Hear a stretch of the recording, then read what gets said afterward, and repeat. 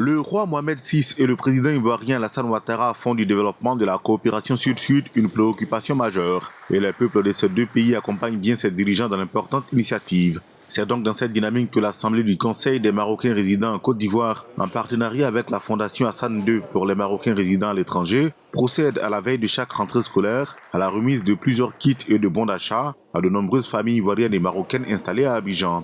L'objectif principal de cette action est de renforcer les liens d'amitié et de fraternité entre les deux peuples frères. Il y a beaucoup de familles qui travaillent dans le secteur informel, donc ils sont dans le besoin.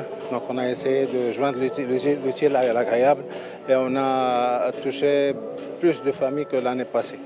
Nous espérons que nous avons fait du mieux et l'année prochaine on va essayer de faire mieux, Inch'Allah. Pour l'ambassadeur du Royaume du Maroc en Côte d'Ivoire, il est important de perpétuer ce genre d'initiative.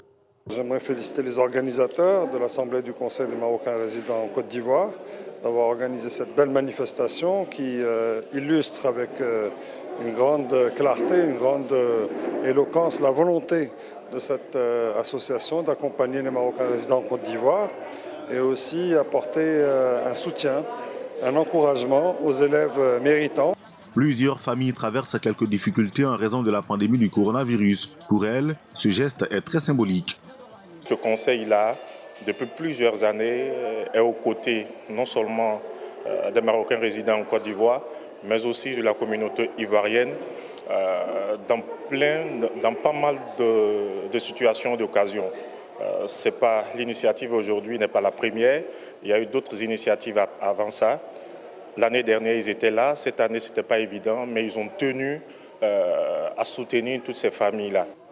Les élèves ayant obtenu brillamment le brevet d'études du premier cycle et le baccalauréat ont par ailleurs été honorés par les initiateurs.